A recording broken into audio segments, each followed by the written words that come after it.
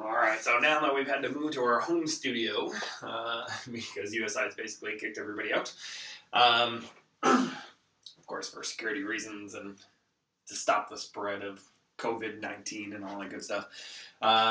So we're going to finish off this chapter with our last topic that we're going to talk about, and that is what happens when the energy is positive. So again, what we said is whenever the energy is 0 or negative, typically if we're looking at an attractive potential plus a repulsive potential, then we get some sort of orbits. But in this case, we're going to look at what happens when the energy is positive. We're going to start talking about that scattering. So we're mostly going to talk about scattering in the classical type sense, which is a scattering experiment where we're going to send in a stream of particles. Those particles are going to interact with some sort of potential, which is going to be the target, and then it's going to scatter off into some particular direction. Now, what we're going to do is initially set this up for either an attractive or repulsive type potential. Basically, the only difference is when it's repulsive, let's say here is my target, and then I'm going to start sending in a stream of particles. So this is going to be the line along the center of this guy, something like this. So we're going to send in a stream of particles. So say this is my particle. It's going to then come in, interact then with the potential. So if it is a repulsive potential, what that means then is that this particle which is coming in, this guy's going to interact and it's going to get scattered outward, something like this. And then if it was an attractive, what happened in that case then is you would follow basically the same path, except here, instead of getting scattered outward, it would then come down, do something like that. So in a case like that, that would be something, for example, if I was dealing with gravity, it would then wrap around and get sent down in this direction. So this would be like a slingshot if I was trying to send, say, a probe out to Mars or something like that, slingshotting around the moon. So how does scattering work? So basically, scattering is usually defined in terms of what's known as the scattering angle and the impact parameter. So the impact parameter is basically how close in a perpendicular direction is my particle to this center line. Now, we're going to make an approximation. Our approximation in this case is going to be a simplification in the fact that we want only a central potential, one which is basically isotropic. The isotropic basically means that in the azimuthal direction, so i.e. basically mean if I took this particle and then I wrap it around in this direction, I'm going to call that the phi direction, it doesn't change anything. So basically meaning I have full complete symmetry over this central line. So as I rotate around the central line, everything stays basically exactly the same. So everything is only going to be defined in terms of the angle at which this particle is scattered out, which is known as the scattering angle. So basically what that means is since I have that complete symmetry in this direction around this particular center line, then if I integrate over that center line, I'll be integrating over the phi angle, and I'm going to integrate from 0 to 2 pi, which means I'm just going to multiply everything by 2 pi. So again, so basically we're going to define what's known as the impact parameter, which is going to be this distance here, which is the perpendicular direction from this center line to where the particle is coming in. And from here, we're going to consider then a small amount from here, dB, and we want to look at basically the probability that any particle which is coming in this section here gets scattered into another section. Okay, so basically here, this small ring here, I'm going to define as d sigma, which is basically the number of particles which are coming in this particular area. So if this is a section of B, this then is going to be B plus dB, then d sigma then is going to be equal to, again, that 2 pi. Again, that 2 pi comes from the fact that I can integrate along this particular axis. So even though this is kind of drawn this way, you have to imagine I'm looking down the center axis, and what I'm looking at is a small ring here. So this is going to be equal to 2 pi times B dB. And then here, I'm going to look at the probability that this is scattered into some ring out here. So one thing to note is, again, the closer I get to this target, i.e. the central potential, so the central potential is defined in terms of some VR, the more scattering or the more interaction I'm going to have. So as this particle is coming in, it's going to get deflected very heavily, as opposed to a particle which is sitting out here at b plus dv. This one's going to come in, not be scattered as much, and come out something like that. So here, we're going to define then our, from the center of this guy, this is then going to be our scattering angle. So this is the angle at which this guy is scattered at. So let's call that guy theta. So basically, we're going to look at then the probability of these particles coming in here. So this initial stream of particles being scattered then into this much bigger ring. So let's draw this ring here.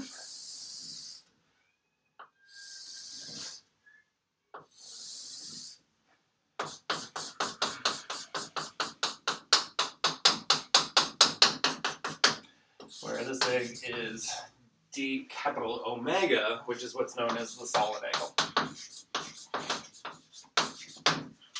So the solid angle then is basically defined as, if you want to think of this thing as actually creating a sphere. So actually what's happening here is I'm creating a sphere around this particular central potential. Okay, so here is my sphere. And then what you're looking at is a small slice throughout this sphere. So the way the solid angle is defined is it's defined first in terms of the differential area here. So this differential area then is the derivative of the volume with respect to position here. Now, since this is a sphere, what we know is that the differential volume is the same thing then as what? R squared times sine of theta d theta d phi dr divided by dr, which is the same thing then as simply r squared sine of theta d phi. And then the solid angle then is going to be the same thing as the differential area per distance squared. So d omega then is going to be the same thing as dA r squared, which is then going to be the same thing then as what? Sine of theta d phi. But again, since here I'm looking at an isotropic source, which basically means, again, I have this complete azimuthal symmetry, we would then integrate over d phi, which would give me then a 2 pi. So it's going to be 2 pi sine of theta d theta. Now, what we define then to be what's known as the differential cross-section. So the differential cross-section then is then equal to the ratio of these two rings. So again, basically what we're looking at is the probability that particles in this ring get scattered into this ring.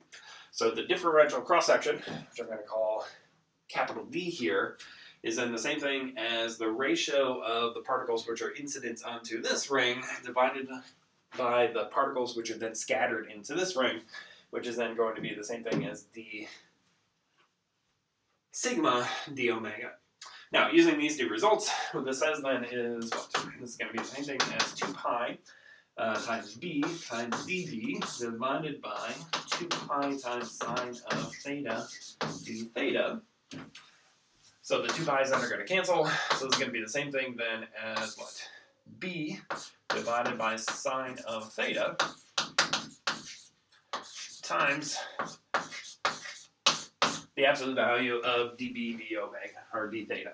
Now we put the absolute value on there because typically we want this guy to be positive. So, but this quantity can actually be negative, so we put the absolute value on there to make sure that this thing is actually positive. So this is what's known as the differential cross-section. Then the total cross-section, let me write that over here. So the total cross-section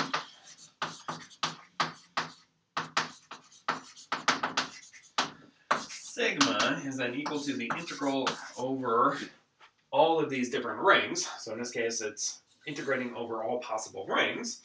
Or if I multiply top and bottom by the solid angle, this is the same thing as the integral of d sigma d omega integrated over d omega. So in this case, this is then just the differential cross-section integrated over the solid angle, and then this is what we call the total cross-section. Now, we'll do some examples of this to basically see what this thing actually means and how this thing actually works, but we'll get there in just a second. So, what we want to do is, what? Set this up for any type of central potential, where again, the central potential is going to be isotropic. And we want to look at all this stuff. So, let's go ahead and set this up, see how this thing is actually going to work. We'll get it to the point where we can actually determine what this angle is, and then we'll specialize to a particular case, which is what's known as Rutherford scattering. So, first things first, let's set up some parameters. So again, here let's say I have some particle which is coming in. So let's draw this in here. So this is my particle. So I'm moving initially in this direction with an initial velocity of v0. This thing has a mass of m. So from here, I'm going to define then this distance of r. So r then is going to be the radial distance from my origin, where this is the origin, which is the location of the target, i.e. my central potential. So this is going to be r. And then we're going to define an angle chi, where that angle chi then is going to be the angle relative to this incoming axis. So basically what's going to happen is this particle is going to come in, and as it comes in, here I have a repulsive potential, which basically means it's going to slow down until eventually it reaches the maximum distance it can reach, which is going to be this distance here. Okay? So this distance here is going to be my r0, which occurs for this angle here, which is chi 0. Now notice one thing here on this side, this angle here is also exactly the same as this angle here, chi 0. And then this angle of theta then, so the angle of theta then is going to be equal to pi minus twice of chi 0. We're going to use that in just a little bit. Now, basically what's going to happen is this particle is going to come in, it's going to slow down, slow down, slow down, slow down, reach this particular point, which is then r0, get scattered out, and then as it moves out this side, it's going to speed up, speed up, speed up as it approaches this asymptote according to this particular angle, at which point in time I have complete symmetry over these two particular angles. So basically this thing is fully symmetric, so what happens on this side is exactly the same that happens on this side, just in the time reverse tense. Now, other things to note is that we're going to say that, what? In the limit that r goes to infinity, the value of our central potential here is equal to 0. So we're going to say that this thing falls off to 0 as I go this direction to infinity or this direction to infinity. So in this case, we want our potential to fall off fast enough that this thing actually goes to 0. Now what that means then is, in this case, we're going to consider that this all happens in a vacuum. We have no non-conservative forces. What that means then is what? Whatever energy it has out here is equal to the total energy, which is the same as the energy at any state as this thing is actually moving in. So in this case, we can say that the total energy is then simply equal to the kinetic energy that it has initially, which is equal to 1/2 the mass times that initial velocity squared. Now, also, since this is a central potential, what that means is that, what? Since everything here is happening within a single plane, since again I have that complete azimuthal symmetry, we're going to look at this thing as fully just two-dimensional. And the other thing is, since we have a central potential, that means there is no torque acting on the system, which means the angular momentum must be conserved as well. So, what that means then is that the angular momentum is then equal to the magnitude of cross product between r cross p, where p then is going to be the mass times this initial velocity, and then r is this distance up here. Now, because this thing is a cross product, what we care about is the perpendicular component, which means the perpendicular component is simply going to be equal to b, so whatever the angular momentum is that has out here must be conserved the entire time.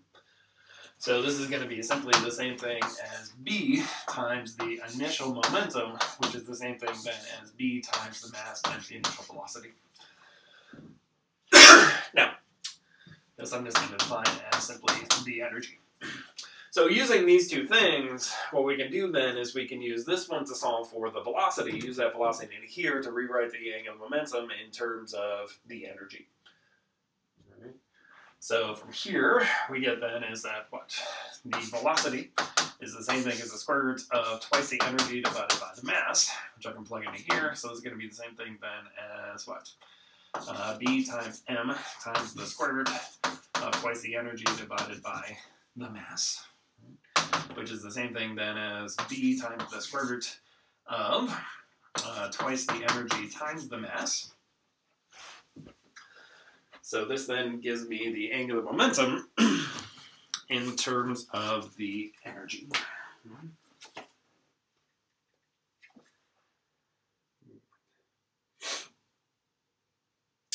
So good. So basically, using those, we can now define pretty much everything that we want to know. Now, the angular momentum then at any other point, even though it is equal to this, it's going to be defined in terms of how this angle is actually changing. So as this particle is moving in, what's happening is this r vector is getting smaller, but it's also changing orientation, which means that it has a rotational kinetic energy to it, as well as a transverse or linear kinetic energy. And then from here, we can say that the angular momentum at any point is equal to the moment of inertia times the angular velocity. Since this is simply a point particle, moment of inertia has to be the same thing as m times r squared. And omega, in this case, is the same thing as the rate at which that angle is actually changing, which I'm going to write simply as chi dot. Times chi dot. So using this, I can actually solve for chi dot. So chi dot then is going to be the same thing as angular momentum divided by the mass times r squared. So this is chi dot. We'll use that in just a second. So good. So we've known that the total energy is simply equal to a constant the entire time. But what we know is that once the particle is, say, here, the total energy then is going to be equal to the kinetic energy that it has plus the potential energy, because as I'm getting closer, the potential energy in this thing, sorry if I would say sitting here, the potential energy then is getting bigger since I'm not out at infinity anymore. So let's look at the total energy of our system.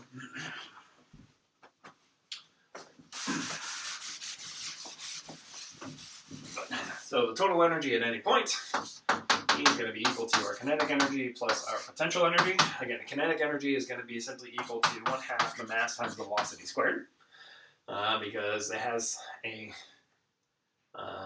linear kinetic energy plus 1/2 the moment of inertia times the angular velocity squared, since this thing does have an angular rotational kinetic energy, plus the potential as well. So from here, this is going to be equal to 1/2 the mass times r dot squared. That's how quickly that the radial portion is changing, plus 1/2 the moment of inertia, which is mr squared, times then chi dot squared, plus v. Now again, from here, chi dot squared is going to be the same thing then as what? L squared over m squared times r to the 4th. So it's going to be the same thing then as 1/2 m times r dot squared plus 1/2. So that m will cancel one of those. So this will become L squared over m times r squared plus then the potential. And all this is equal to the total energy, where again, the total energy is simply equal to a constant. Now, from here, we can now use this to solve for r dot. So let's use that to solve for r dot, i.e. the velocity. Let me get rid of some of this stuff too. We don't need this anymore. So good. So let's subtract the potential, subtract that other term, and then multiply by through. So let's do it this way. So here we get that what? The energy minus the potential minus 1/2 L squared over mr squared is equal to 1/2 m times r dot squared. To multiply everything through by 2 over m. So then I get a 2 over m times e minus v minus L squared over m squared r squared. And let's take a square root. Is equal to r dot. And in this case, we're going to make this negative, because remember, whenever we have a square root, it's either positive or negative. But in our case, since here, this radial distance is getting smaller, that means that the velocity then has to be negative. Good. So, let's factor some things out. So let's factor out the energy. And let's rewrite this thing as then, what, r dot is equal to negative the angular momentum divided by mrb times the square root of r squared times 1 minus v over b minus b squared. So, basically all I'm doing here is I'm factoring out basically this term here, and then using what we did over here to rewrite then the angular momentum in terms of the energy and the impact parameter squared.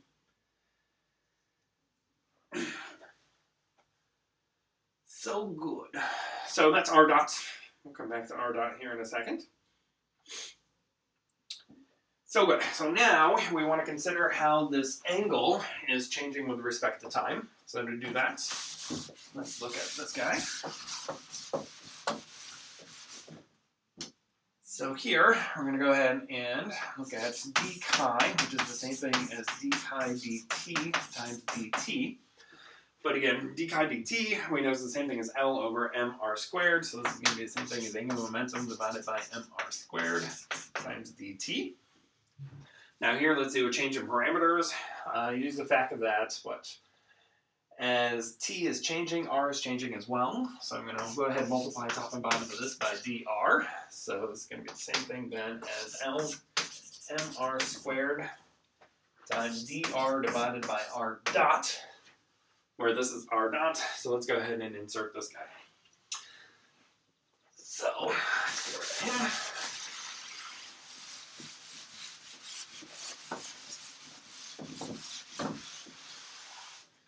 So good. So finally what we get then is that d chi is equal to minus from him.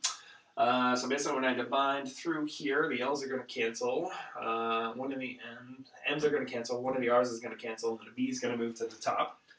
So it's going to become the same thing as B times dr divided by R times the square root of R squared times 1 minus V divided by E minus B squared. So this is our d chi.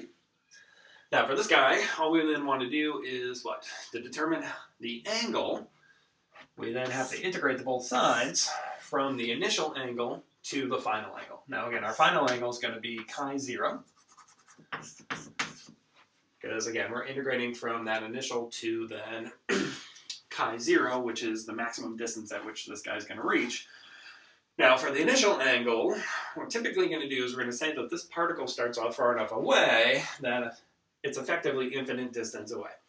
Now, if it's infinite distance away, what that means then is that the angle starts off parallel to that central axis, which means that the initial angle is approximately equal to 0. So I'm simply going to integrate this guy from 0 to chi 0, which means the left-hand side is simply going to be chi 0. Right-hand side then is going to be equal to the integral then b dr divided by r square root r squared 1 minus v over e minus then b squared.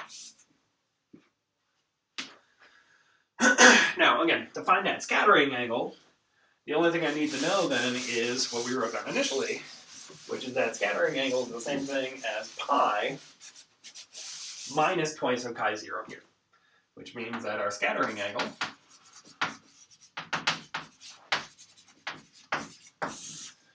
theta is going to be the same thing then as pi minus twice of chi 0.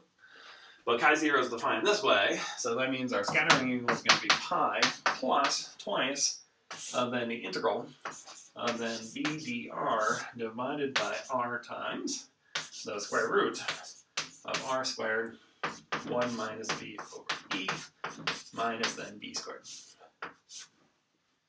So this is then our scattering angle. Now, for this guy, we're going to integrate from our initial point in R, which is going to be infinity, because again, we're going to take that this thing starts off an infinite distance away, to our R0, where R0 is that closest approach. So the last thing we'll have to do then is determine what exactly is this R0. Well, to find R0, we're going to use the fact that, as we talked about, what's going to happen is this particle is going to move in. It gets closer and closer and closer and closer. But what's happening is it's getting slower and slower and slower and slower.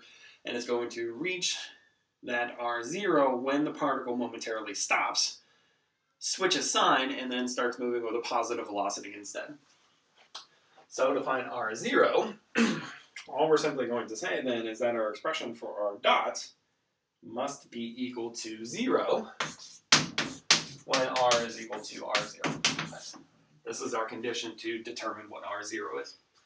So simply to find what R0 is, all we need to do then is determine where's that velocity equal to 0, and then use that to find our location. So if we go back to our dot, what we have in that case then is that the energy minus the potential evaluated at R0 minus the angular momentum squared divided by twice the mass times R0 squared is then equal to 0. From here, we can multiply everything through by an R0 squared, and then that's going to give us a quadratic that we're going to solve then for R0. So let's do that. So if I multiply both sides by R0 and multiply through by masses, so eventually this is going to give me R0 squared times 1 minus VR0 divided by the energy minus the impact parameter squared is then all equal to 0. So once I know what my potential is, I simply evaluate the potential at R0, plug this guy into here. This is now going to give me a quadratic expression that I have to solve to determine then what R0 is. Once I know R0, I can simply set that into here. Again, using the fact that now I know that central potential, and now I can solve for that angle. Once I have that angle, as we can see from here, this angle will actually be a function of B, which means that we can solve this now for B. Once we solve it for B, then we can figure out our differential cross-section, which again is going to be B divided by side of the angle times then dB d theta. So again, so basically the idea is, again, once I know what the central potential is that I'm looking at, I plug that in here, plug it in here, solve this guy for R0, solve that R0 here, perform this integral. Once I do that, I now have theta as a function of B. So I solve for B, so now I have B as a function of theta. And then simply take this derivative of B with respect to theta, plug it into my differential cross-section, and then I can solve for my cross-section. So, next video, we're going to do exactly that. We're going to do that for Rutherford scattering. So we're going to look at Rutherford's famous experiments where he determined that there was actually stuff in the center, what's known as the backscattering. So that's when he discovered the nucleus. And then we're going to look at a more concrete example, which is known as hard sphere scattering, which will allow us to be able to determine or get a better idea of what this thing actually means. More appropriately, what does that total cross-section actually mean?